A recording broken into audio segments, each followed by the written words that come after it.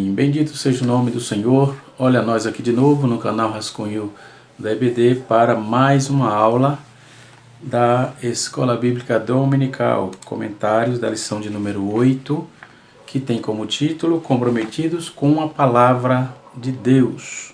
Não é? Fica essas perguntas que se fazem sempre. Os pentecostais não conhecem tanto a palavra. Os pentecostais não são bons de exegese? Os pentecostais é mais movimento do que palavra? Essas e outras perguntas serão respondidas agora no canal Rascunho Teológico. Fique conosco e estaremos explicando essas incongruências que se fazem e essas acusações descabidas que se fazem aos pentecostais. Sou cristão, sou pentecostal, de linha pentecostal, sou assembleano, com muita honra, não é? Não fale orgulho, porque eu não gosto muito dessa palavra, mas com muita honra sou assembleano. Foi a igreja que aceitei Jesus, 1987, dia 26 de fevereiro de 1987, e aqui, como dizia o pastor Francisco Farias, e aqui estou comendo meu sal, glória a Deus, e aqui que estou para que o nome do Senhor continue sendo glorificado. Aqui meus filhos nasceram, eu me casei também na Assembleia, meus filhos nasceram, são doutrinados pela Assembleia, pela Palavra de Deus, mas congregamos na Assembleia, de linha pentecostal, aleluia. Agora gostamos, eu por exemplo, sou bibliófilo, gosto de livros, gosto de ler, então logo comigo essas interrogações, essas inquirições, que os pentecostais são fracos de Bíblia, isso aí não vai pegar, porque nós temos grandes expositores, não só aqui no Brasil, mas fora também, temos grandes expositores aqui em São Paulo, não é? Temos grandes exegetas, não falo de pregadores de púlpito, de plateia, falo de professores, não é? De pessoas que sentaram para aprender. Já se diz por aí que quem não senta para aprender não pode se levantar para ensinar, entendeu? Então, essa premissa tem tomado um vasto campo dentro das Assembleias de Deus, Igreja Evangélica Assembleia de Deus. Então, essa visão de que não tem mais, de que a Assembleia de Deus realmente não conhece muito a palavra, isso já caiu por terra já há muito tempo. Nós temos vários professores, vários mestres, né? Temos bons alunos e excepcionais expositores, haja vista que somos também amante e praticante da frequência constante na Escola Bíblica Dominical. Aqui em São Paulo, por exemplo, nós temos a EBO, Escola Bíblica para Obreiros, que dura 15 dias. Então isso tudo cai por terra e não é improcedente essas acusações, ok? Já respondendo essas inquirições, nós vamos partir para a nossa lição, não é? No canal Rascunho Teológico, eu tenho lá uma série que eu estou fazendo, que eu fiz, sobre bibliologia, canon e coisa assim. Como o assunto da nossa lição é sobre a Bíblia, a Palavra de Deus, eu vou deixar a descrição eu vou deixar o link na descrição e você pode acessar para trazer subsídio maior também para a sua aula, tá certo? Deus abençoe, no nome de Jesus. A nossa lição, o nosso título geral é O Verdadeiro Pentecostalismo. Está aqui a nossa revista, ok? De Escola Bíblica Dominical.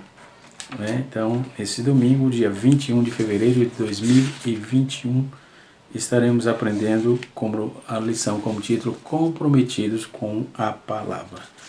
Glória a Deus. O texto bíblico em classe, ela está inserido no capítulo de número 2 Timóteo capítulo 2, versículo 14 a 19, e 2 Pedro capítulo de número 1, versículo 20 a 21. O texto nos diz assim: trazeis essas coisas à memória, ordenar-lhes diante do Senhor que não tenha contendas de palavras, para que nada aproveite, que para nada aproveita, senão para a preservação dos ouvintes. Procura apresentar-te a Deus aprovado como obreiro que não tem de que se envergonhar, que maneja bem a palavra da verdade. Recomendações. Mas evita falatórios profanos, porque produzirão maior impiedade.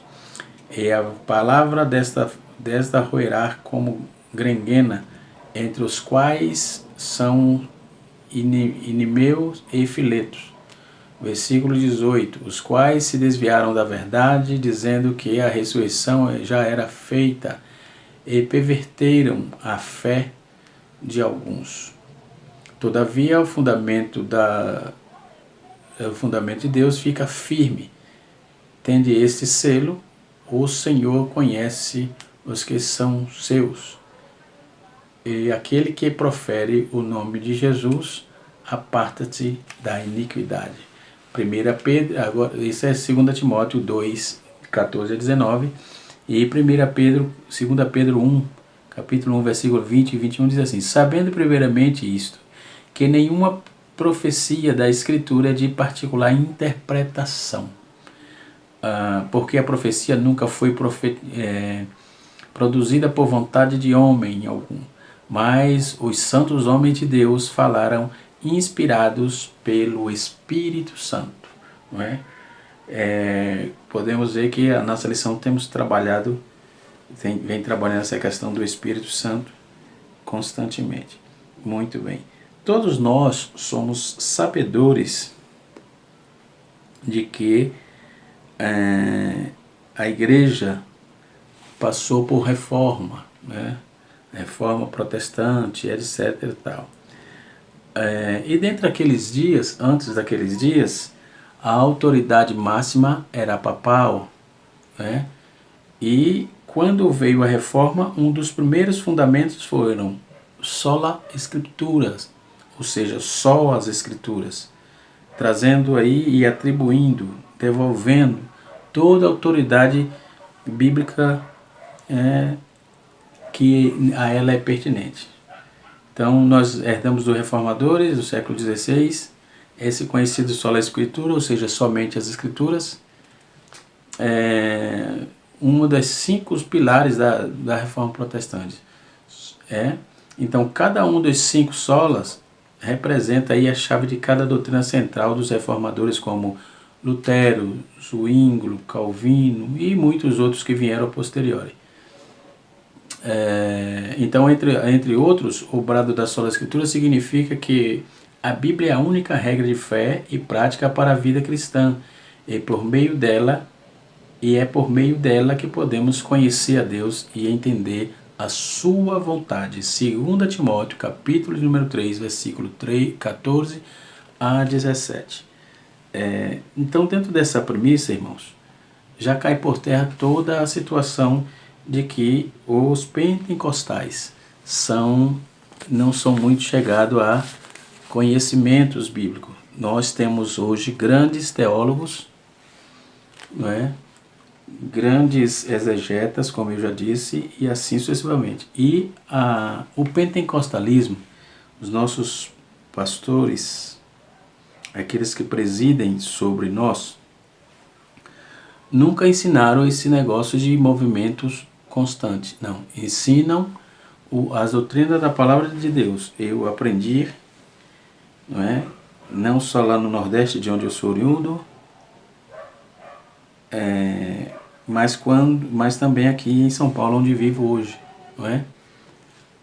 E fui para a faculdade, estudei, enfim, e estamos aí cada dia mais aprendendo, certo? Então, todo o conteúdo das Escrituras, ela é aproveitada dentro das nossas igrejas. Eu falo das Assembleias de Deus, e nós já temos também a nossa declaração de fé, está aqui, diga-se de passagem, muito bem elaborada. Tive a honra de participar também, de aprovar, enfim, junto com o pastor Elionai, pastor Ezequias e muitos outros exegetas expoentes da palavra de Deus do meio pentecostal aqui no Brasil, não é? Na verdade, quando vamos trabalhar essa questão dos dons, até os conservadores, né, e essa confissão de fé, eu ganhei do meu pastor José Wellington Júnior, aqui, hoje nosso presidente da Convenção Geral das Assembleias de Deus e também aquele que preside sobre mim aqui em Guarulhos, né, a quem saúdo com a paz do Senhor Jesus, pastor José Wellington Júnior, ok? E toda a sua casa, toda a igreja que está sob os seus cuidados, da qual também faço parte, né? E assim sucessivamente. Então, essa fala de que os pentecostais são fracos, que não estudam e tal, isso caiu por terra, esquece isso. Nós já temos sim, né, muita influência no meio teológico, bíblico-teológico. É claro que todos nós, né, não vamos nos deixar ser levados por qualquer vento de doutrina. Não é? Hoje vivemos situações em que as pessoas querem colocar a Bíblia no banco dos réus. Eu gosto de estudar o método histórico-crítico, o MHC, como chamam, mas eu fico observando que tem gente que quer a todo custo colocar a Bíblia no banco dos réus. Isso jamais acontecerá. Na nossa declaração de fé, está escrito assim: cremos e professamos e ensinamos que a Bíblia Sagrada é a Palavra de Deus, única revelação escrita de Deus, dada pelo Espírito Santo, escrita para a humanidade, e que o Senhor Jesus Cristo chamou as Escrituras Sagradas de Palavra de Deus, que os livros dela foram produzidos sob inspiração divina. Toda a Escritura divinamente é inspirada por Deus e útil, conforme está escrito no capítulo de número 3, versículo 16 de 2 Timóteo, da carta de Paulo lá em 2 Timóteo está escrito, ok? Então isso significa que toda a Escritura é divinamente inspirada e soprada por Deus, né? Então, que distingue aí de qualquer outra literatura, a Bíblia é superior, é o livro mais lido, mais crido, mais vendido, as Escrituras Sagradas. Enfim, então nós temos todo o cuidado com respeito a isso, certo? Muito bem. Na nossa revista, na nossa lição, na nossa declaração de fé, o que eu já trouxe aqui, é que cremos e professamos que é a visão assembleana, não é? Que eu trouxe aqui, que foi dada pelo Espírito Santo, 1 Coríntios capítulo 2, versículo 13, aí 14, que é escrito para toda a humanidade, que Jesus Cristo chamou a palavra de Deus em Marcos capítulo 7, versículo 13, e que os livros foram produzidos sob inspiração divina, e toda a Escritura divinamente, então, enfim, essa é a visão assembleana, né? E ensinamos isso. Agora, o que não podemos fazer é tirar a Bíblia dentro do seu contexto.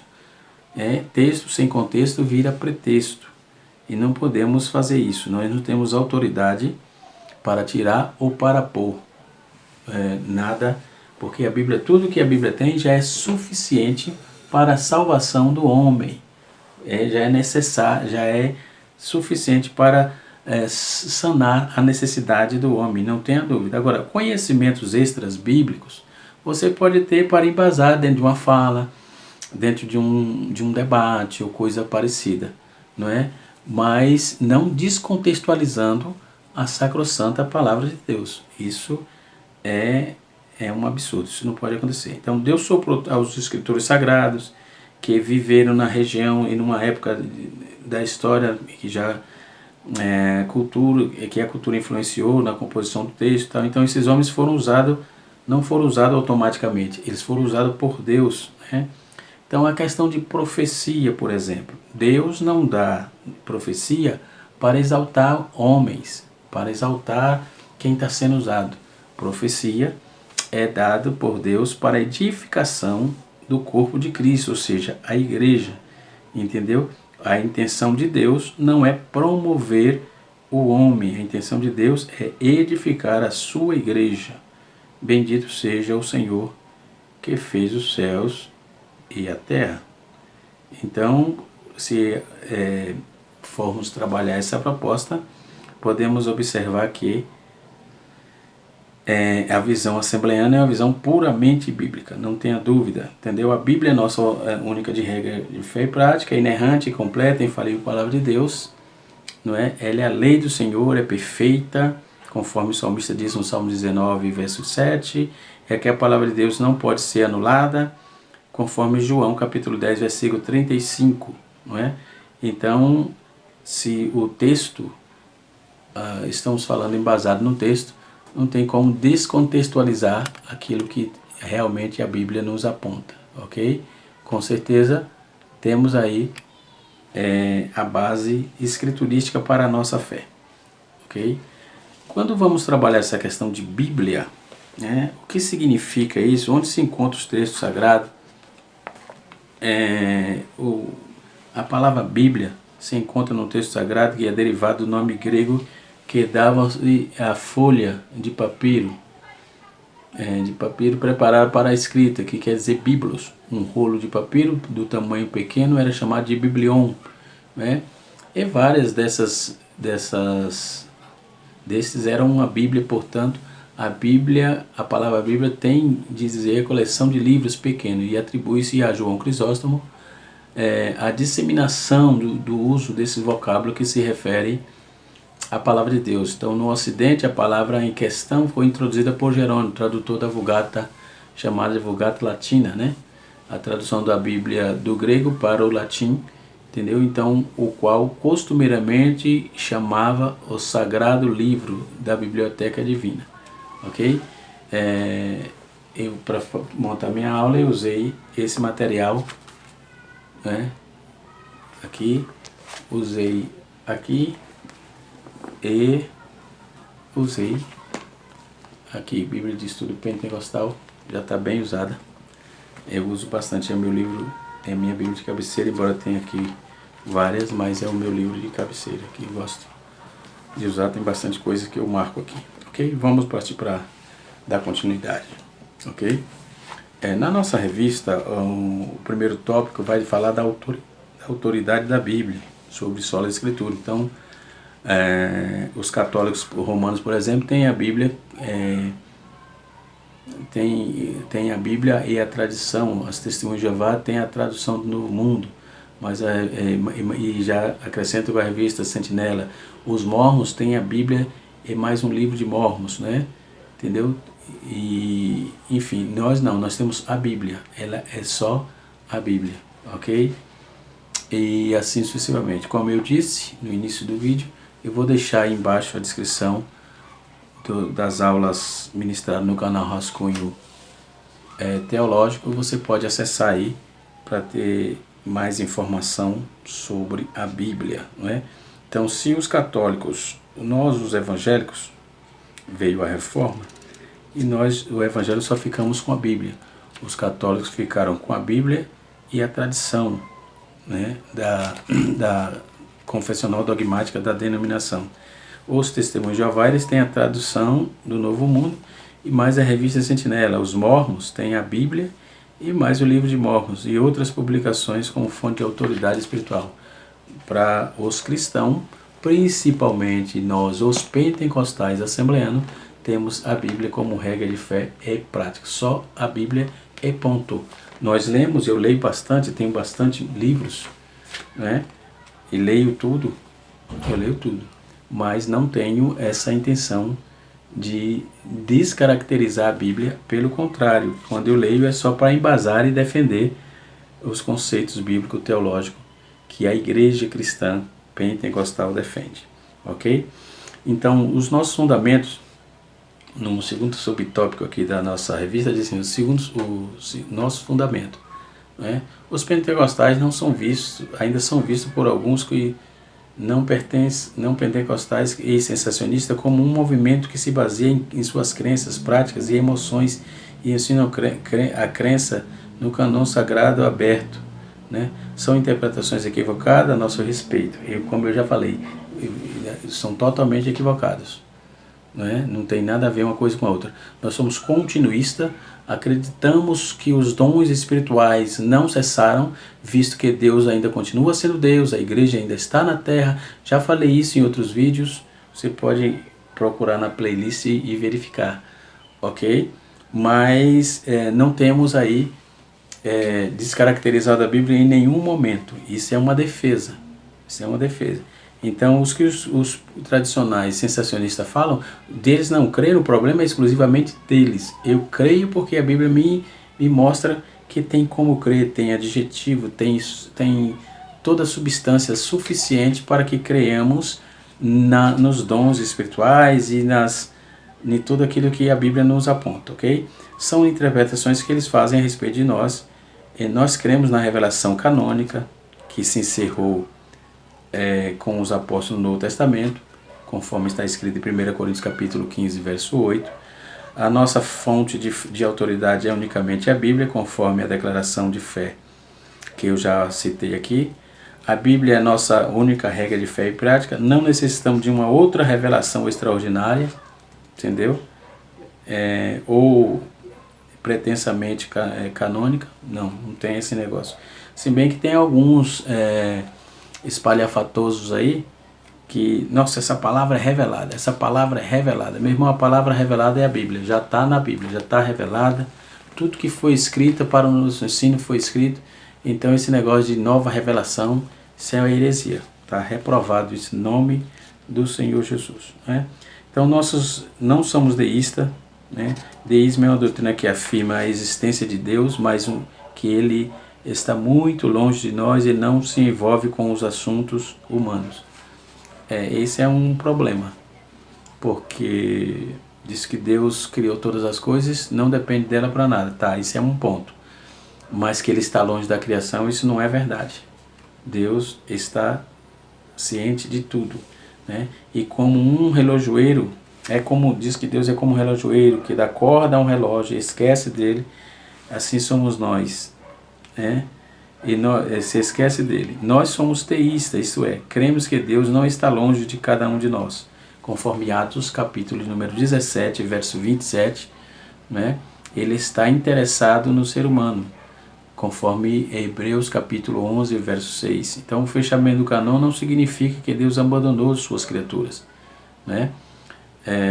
E o seu povo. Nós cremos que Deus continua a se comunicar com todo ser humano por meio dos dons espirituais, conforme Atos capítulo de número 2, versículo 14 e 21.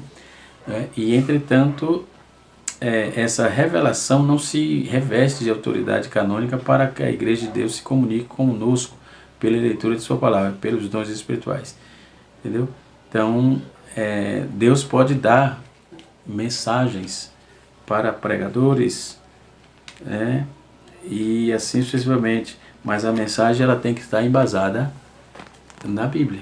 Se essa mensagem estiver fora da Bíblia, é só da sua cabeça, não da Bíblia. Então, nós não temos nenhuma obrigação de seguir, nenhum dever com essa, e nem responsabilidade nenhuma com essa visão antropocêntrica, ok?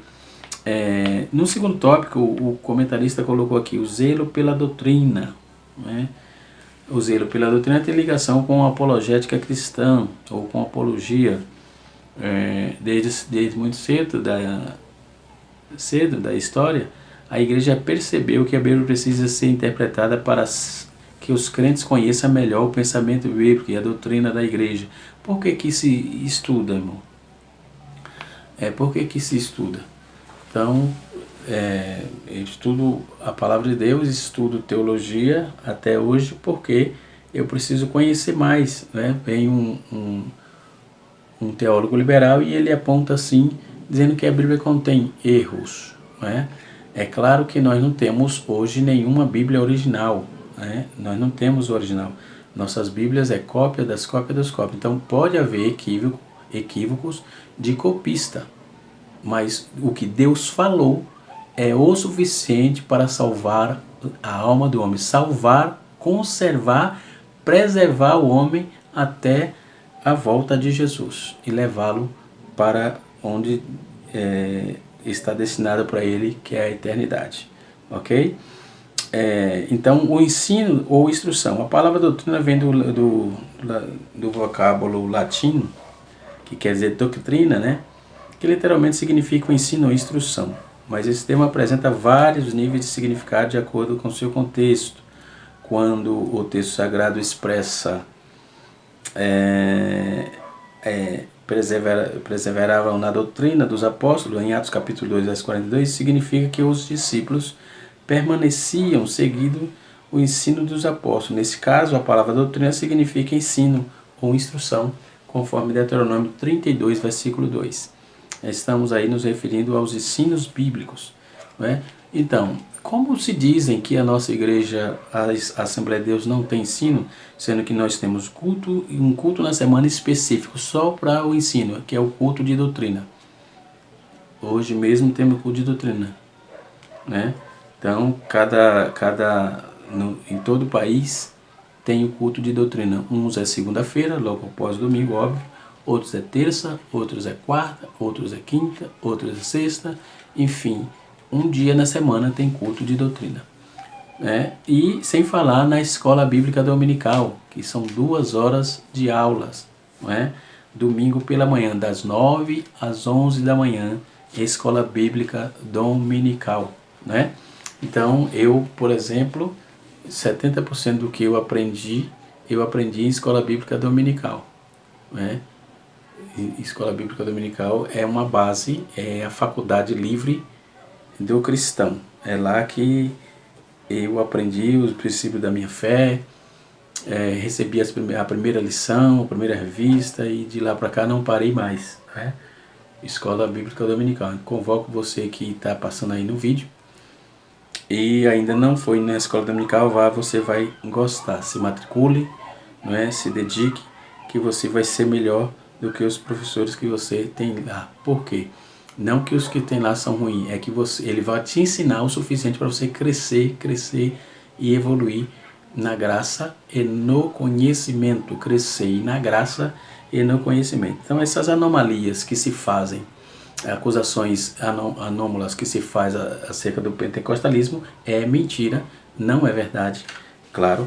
Então, descabida de qualquer coisa. Digo isso porque estou inserido no meio, estou dentro do contexto, e nós temos hoje sim, não só da Assembleia de Deus, da Igreja Assembleia de Deus, mas de outras igrejas também pentecostais, temos hoje grandes expoentes, grandes exegetas e assim sucessivamente. Não estou falando daqueles que fazem aqueles exageros, não é? É claro que os espalhafatosos a gente já reprova logo, mas temos sim grandes intelectuais da Bíblia do nosso meio, não é?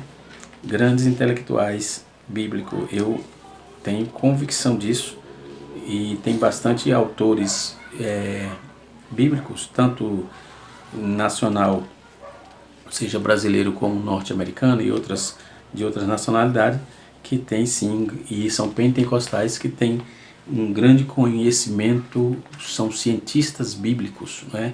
Pessoas que têm uma envergadura impressionante. Né? Então vamos para frente. O terceiro tópico nos fala assim: cuidado quanto aos modismos. Isso, esses modismos aí é muito usado por pregadores, que é chamado de itinerante, né? Eu já trabalhei, já vivi também como itinerante, mas o culpado disso, se tem esses modismos, o culpado disso é a própria comunidade que aceita isso. Pega para lá, recebe chave para cá, levanta e senta. Bíblia, contexto bíblico que é bom, exclusivamente nada. Ok? Então, o nosso cuidado com a doutrina deve ir além do combate aos modismos, além de servir para a defesa da nossa fé e nos defender das seitas e das heresias, refutar os erros que se opõem aos ensinos bíblicos e persuadir os contradizentes. Por exemplo, um tempo atrás, alguém chegou na igreja onde congrego, o pastor o convidou, foi uma festividade, e o camarada pregou, e ele estava falando sobre línguas estranhas. Ele, como viu que não saía nada, ele pegou e disse que a língua estranha começou na Torre de Babel. Isso é grave, porque todavia a Torre de Babel é associada à confusão, não é? Então isso é um modismo de pregadores que fica tentando, parece que a glória é para ele. Se você está pregando e o povo está em silêncio só ouvindo, não é o suficiente, tem que dar glória, você está com boca de concreto, você está com isso, isso é modismo, refutem isso, está errado isso. Né? Temos grandes pregadores que só pregam a palavra e a igreja sente o poder de Deus com a palavra. Se não for a palavra que mover a igreja, ninguém mais vai mover, ponto. Entendeu? Outros olham para o teu irmão e faz isso, faz aquilo. Ô irmão, me ajuda aí. Né? Então preguem a palavra, preguem só a palavra, evitem modismo. Então aquele pregoeiro, ele realmente, se fez alguma coisa no início da mensagem, quando chegou nessa parte ele jogou água. Acabou. Porque ele disse lá que a língua estranha começou lá em Nimrod, na Torre de Babel. E Nimrod foi o primeiro. É complicado, não é? E eu reprovei na hora, é claro, isso é um fato. Porque Torre de Babel sempre foi confusão, nunca gerou harmonia e trouxe ensinamento positivo para a doutrina cristã, nunca ouvi falar disso. E olha que eu estudo, graças a Deus. Né? E temos grandes, como eu já disse, grandes estudiosos e expoentes da palavra de Deus. É claro que o professor é um eterno aprendiz. Nunca existiu alguém que já aprendeu tudo. Fechou, não tem nada o que aprender. Pelo contrário, todos os cultos, todos os trabalhos, todas as escolas bíblicas dominicais, estamos aprendendo alguma coisa. Isso aí não tenha dúvida, ok? Então, o modismo, essa palavra traz a ideia do que está na moda. Isso se aplica também ao campo teológico. São os ventos de doutrina que vêm e que vão, conforme Efésios capítulo 4, verso 14. E que não tem caráter, que tem caráter efêmero passageiro, que para nada se aproveita. Então, em outras palavras, são inúteis e inaproveitáveis, não é? Tem lugar que você vai pregar, se o povo não cair, se não se extravasar em glória a Deus, e 100, 200, 300 pessoas dando glória a Deus, e aquele barulho danado, ninguém sabe o que está, e ele pregando junto, ninguém entendeu nada do que disse. Né? Toda pregação, Paulo disse que tem que ser um ensino, tem que vir acompanhada de um ensino, né? De um aprendizado consistente, e assim sucessivamente. Então, é claro que quando a palavra de Deus faz efeito no nosso coração, vamos sim sentir a presença do Senhor nosso Deus, né? Então temos que ter cuidado com os modismos, né? Conforme disse Paulo a Timóteo, né? Esse negócio de caicai, sopro, febre dos anjos, esse negócio, inclusive já passou um pouco isso aí, né? Não tem mais isso aí. Vamos estudando e combatendo essas heresias para que não chegue até nós, ok?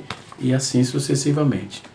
Precisamos nos cuidar disso. Então, a palavra de Deus, a Bíblia, ela deriva da sua origem divina.